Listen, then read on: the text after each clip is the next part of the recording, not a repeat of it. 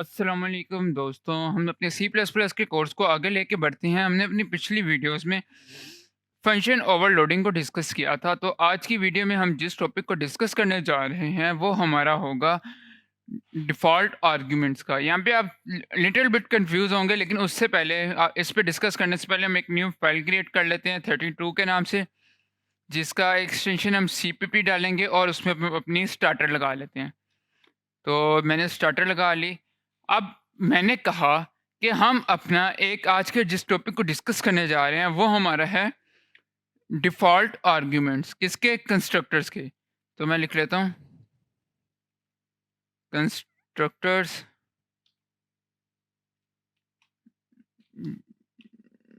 Default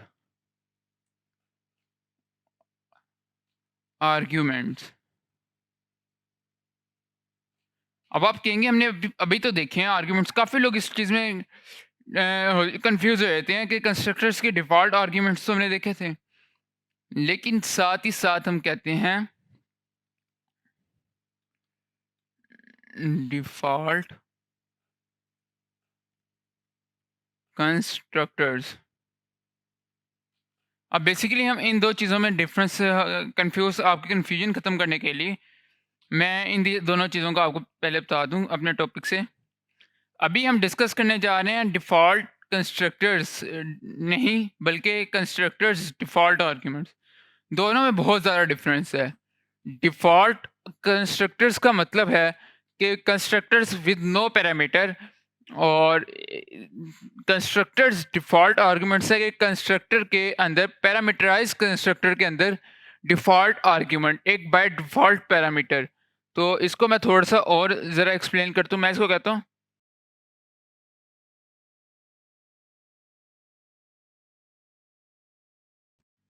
constructors with default arguments. अब आपको समझ आएगा कि डिफ़ॉल्ट आर्ग्यूमेंट्स का हमारा टॉपिक क्या हो सकता है। डिफ़ॉल्ट कंस्ट्रक्टर्स नहीं हम पढ़ रहे, हम इस टॉपिक में पढ़ेंगे parameterized constructors with default argument. कि वो स्पेलिंग की मिस्टेक है, लेकिन अभी हम जिस बात को डिस्कस कर रहे हैं हम उस पे फ़ोकस रहते हैं। हम पढ़ रहे हैं कि 2 टाइप्स से डिफ़ॉल्ट कंस्ट्रक्टर्स और पैरामीटराइज्ड कंस्ट्रक्टर्स। अब इन 2 टाइप्स में से डिफ़ॉल्ट कंस्ट्रक्टर के तो वो हो गए जिसके अंदर नो पैरामीटर होता, कोई पैरामीटर नहीं होता, कोई आर्ग्यूमेंट नहीं होता। लेकिन जो हमारा दूसरा है पैरामीटराइज्ड कंस्ट्रक्टर, उसके अंदर हमारे पास 2 तरह के आर्ग्यूमेंट्स आते हैं। एक आर्ग्यूमेंट आता है जो हम खुद देते हैं, जो हम लोग इनिशियलाइज़ करते हैं या हम यूज़र से लेते हैं। दूसरा जो आर्ग्यूमेंट आता है या पैरामीटर आता है, वो जो हम आर्ग्यूमेंट लिखते हुए डिफ़ाइन कर देते हैं वो। तो हम उनको डिस्कस करेंगे, वो क्या होते हैं, कैसे दिए जाते हैं, वो अभी हम देखते हैं। तो ये हमने लिख लिया, इसके बाद हम यहाँ पे एक क्लास क्रिएट करते हैं। क्लास फिर मैं एक सिंपल सी क्लास क्रिएट करूँगा, जिसको मैं नंबर ही दे देता हूँ, या इसको मैं पैरा का नाम देता हूँ पैरामीटर। और उसके साथ-साथ हम यहाँ पे एक क्लास हमने क्रिएट कर ली पैरामीटर के नाम से। इसके अंदर हम 2 वो ले लेते हैं, अपने वेरिएबल्स ले लेते हैं। तो एक वेरिएबल हम ले लेते हैं x, y। हमने 2 पैरामीटर्स ले लिए, उसके बाद हम पब्लिक एक्सेस मॉडिफायर लगाएँगे, सो दैट कि हम इससे आगे जो कुछ लिखे हैं वो पब्लिक हो, उसे कोई भी एक्सेस कर सकता हो। तो पब्लिक में जाते हैं, हम अपने पब्लिक में जाके दोस्तों कंस्ट्रक्टर क्रिएट करेंगे और फिर हम देखेंगे parameterized constructor with default argument क्या होता है। तो कंस्ट्रक्टर क्रिएट करते हैं हम अपने जिस क्लास के नाम से, जो हमारी क्लास नेम है वो हम लिखेंगे पैरामीटर, और पैरामीटर के बाद कुछ इस तरह, और उसके साथ-साथ हम यहाँ पे सेमीकोलन लगा लेते हैं। तो हमारा कुछ इस तरह आ गया।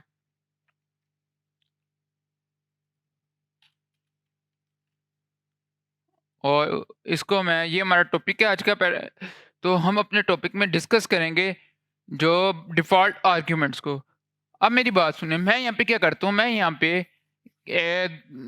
एक कंस्ट्रक्टर क्रिएट करता हूँ और उस कंस्ट्रक्टर ऑब्जेक्ट क्रिएट करता हूँ पैरामीटर का। तो मैं लिखता हूँ पैरामीटर पी और पी को मैं आर्ग्यूमेंट्स दे देता हूँ, 2 आर्ग्यूमेंट्स देता हूँ। एक मैं देता हूँ 3, एक मैं दे देता हूँ 5। मैंने पी को 2 आर्ग्यूमेंट्स दे दिए। अब उसके बाद मैं क्या करूँगा, मैं एक और जो ऑब्जेक्ट क्रिएट करता हूँ, वो मैं क्रिएट करता हूँ P2 के नाम से और उसको मैं आर्ग्यूमेंट्स देता हूँ 1। वो मैं देता हूँ 5, उसको दे दिया। सही हो गया। और सिमिलरली हम क्या करेंगे, हम इनको रन कर लेते हैं। तो यहाँ पे हमारे पास एरर किस चीज़ का आ रहा है, हम एरर देख लेते हैं। Matches the argument. तो अभी तक हमारा कोई भी पैरामीटर मैच नहीं हो पा रहा है, इसलिए हमारे पास एरर आ गया है कि आपका कोई भी पैरामीटर जो अभी तक मैच नहीं हो पा रहा। तो हम यहाँ पे क्या करेंगे, हम यहाँ पे इसको अपने कंस्ट्रक्टर को पैरामीटर्स देते हैं। मैं कहता हूँ इंट ए कोमा इंट बी। मैंने अपने 2 पैरामीटर्स दे दिए। ओके हो गया। और उसके साथ-साथ हम क्या करेंगे, हम इस पे भी लगा देते हैं। तो अब हम क्या करेंगे, यहाँ पे मैंने लगा दी। अब हमारे पास आ रहा है कि 5 हमारा जो है डिफाइन नहीं है। तो उसके लिए हम क्या करेंगे, इसको फिलहाल हम कैसे लेके चलते हैं। मैं ना एक और फंक्शन क्रिएट करता हूँ शो का, जिसमें मैं ये शो होगा, मैं लिखता हूँ इंट। थोड़ा सा प्रोग्राम लिख लें ताकि हम जब रन करेंगे तब मैं आपको समझाऊंगा मैं क्या लिख रहा हूँ। शो लिखा, इंट शो, और उसके अंदर मैं सी आउट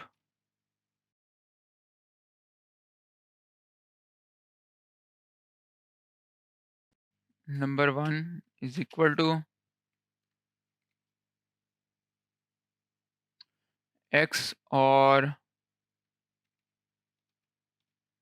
एंडल, और उसके साथ सेमीकोलन लगा के हम लिखेंगे सी आउट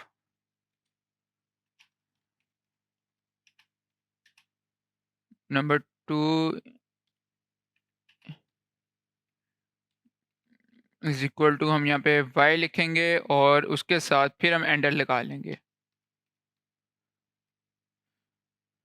तो हमने प्रोग्राम लिखा जिसमें हम दो अपने कंस्ट्रक्टर को 2 पैरामीटर्स दे रहे हैं और उससे जवाब में चेक कर रहे हैं कि हमारे यूज़र ने कौन-कौन से 2 पैरामीटर्स दिए हैं। तो अब हम उन पैरामीटर्स को देख लेते हैं। यहाँ पे हमने लिख लिया। अब यहाँ पे हम अपना कोड लिख लेते हैं। लाइक हम कहते हैं x is equal to a, similarly y is equal to b। Save किया। अब हम यहाँ पे देखेंगे हमारे डिफ़ॉल्ट आर्ग्यूमेंट्स का क्या रोल होता है। उससे पहले मैं इसको कॉल भी कर लूँ, p डॉट शो कर लिया।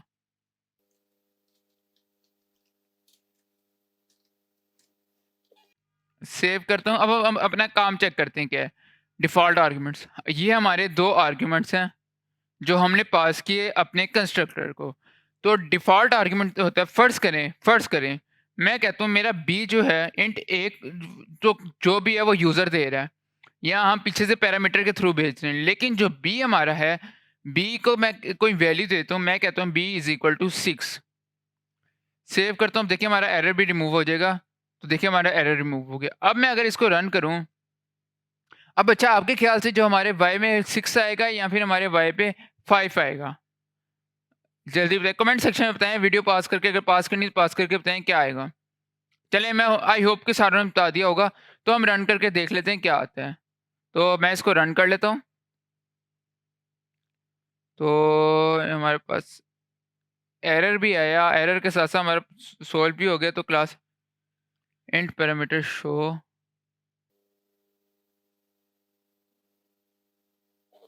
No return statement in. अच्छा, ये हमें दे रहा है, कह रहा है कि आप इसके साथ इंट शो में आप यहाँ तो रिटर्न टाइप लिख लो। हम रिटर्न 0 लिख सकते हैं। चाहें तो हम इसको इस तरह कर सकते हैं कि रिटर्न 0 सेमीकोलन लगा दें, या फिर अगर आप इसको इस तरह करेंगे तभी ये आपका मसला सोल्व हो जाएगा। तो सेव करके मैं इसको करता हूँ। मैंने सेव किया, सेव करके मैं इसको रन करूँगा। तो देखिए हमारा ये मसला सोल्व हो गया। या फिर अगर आप किसी चीज़ को रिटर्न नहीं करना चाह रहे होते तो बेटर होता है कि आप इंट की बजाय उसको वॉइड में ले जाएँ।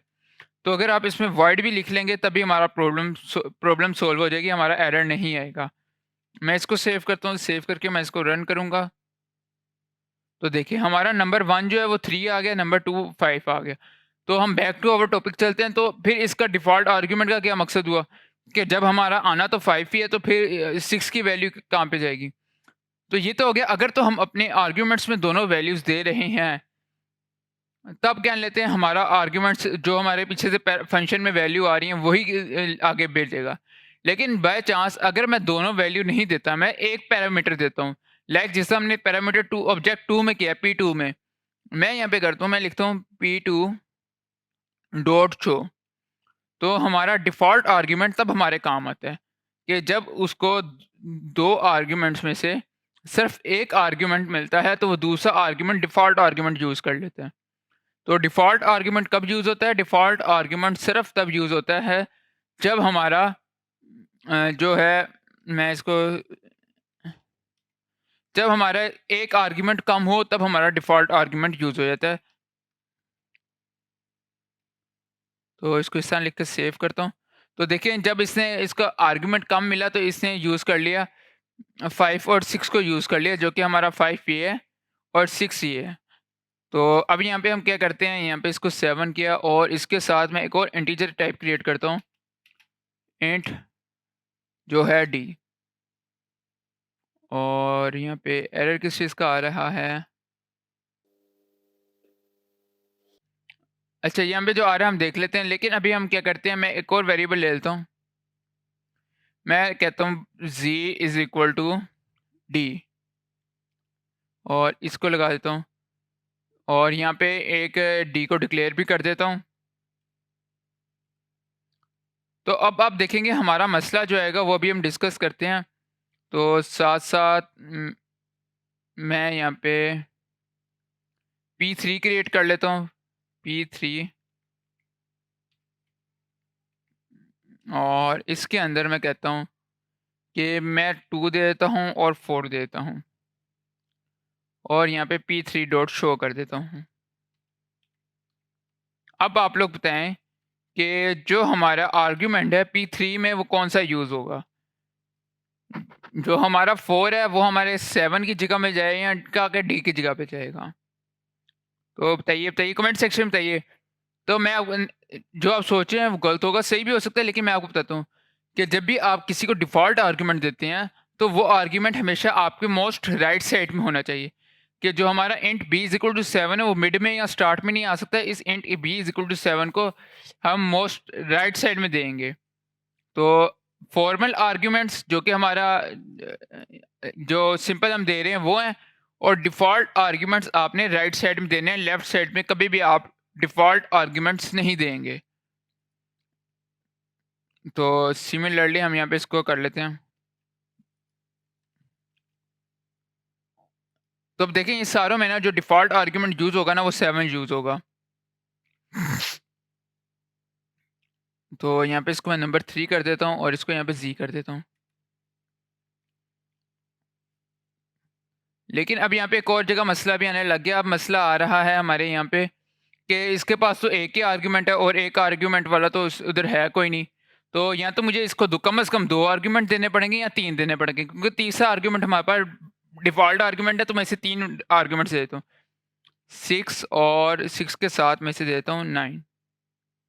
तो अब ये हमारा मसला सॉल्व होगा और इसके साथ-साथ इसके एंड में भी एंडल आ गया, कंट्रोल C करके मैं डबल एंडल लगाता हूँ ताकि थोड़ा-सा स्पेस आ जाए। अब सेव करता हूँ तो उम्मीद है अब आपको डिफ़ॉल्ट आर्ग्यूमेंट की समझ आ जाएगी। तो ये देखें हमारा जो प्रोग्राम नंबर ऑब्जेक्ट 3 रन हुआ उसमें हमारे पास 2 4 7 वैल्यू आई। जब हमारा ऑब्जेक्ट जो 2 रन हुआ उसमें हमारे पास 5 6 9 आई और इसमें 3 5 7 आ गई। कि जिस जगह पे कोई आर्ग्यूमेंट नहीं है और हमने डिफ़ॉल्ट आर्ग्यूमेंट दिया हुआ है उस जगह पे डिफ़ॉल्ट आएगा, और जिस जगह पे आर्ग्यूमेंट अवेलेबल है उस जगह पे अवेलेबल आर्ग्यूमेंट आएगा। और हमारा डिफ़ॉल्ट आर्ग्यूमेंट लेफ्ट साइड में मिडल साइड में नहीं आएगा, मोस्ट राइट साइड पे डिफ़ॉल्ट आर्ग्यूमेंट आएगा। अगर मैं बी को भी दे सकता हूँ लेकिन राइट साइड में जितने होंगे उन पे आएगा। मैं अगर बी को कोई वैल्यू देता हूँ 6 देता हूँ, यहाँ पे 0 दे देता हूँ और दे के मैं यहाँ पे आता हूँ और इधर आके मैं इसको कोई वैल्यू नहीं देता। अब सेव करूँगा तो अब देखिएगा हमारा इसमें डिफ़ॉल्ट 2 वैल्यूज़ आ जाएँगी। तो ये देखिए हमारा जो P2 है उसके अंदर 307 आ गया। तो मैं उम्मीद करता हूँ आपको डिफ़ॉल्ट आर्ग्यूमेंट्स की समझ आई होगी। आज के लिए इतना ही, मिलते हैं अगली वीडियो में, तब तक के लिए खुदा हाफ़िज़।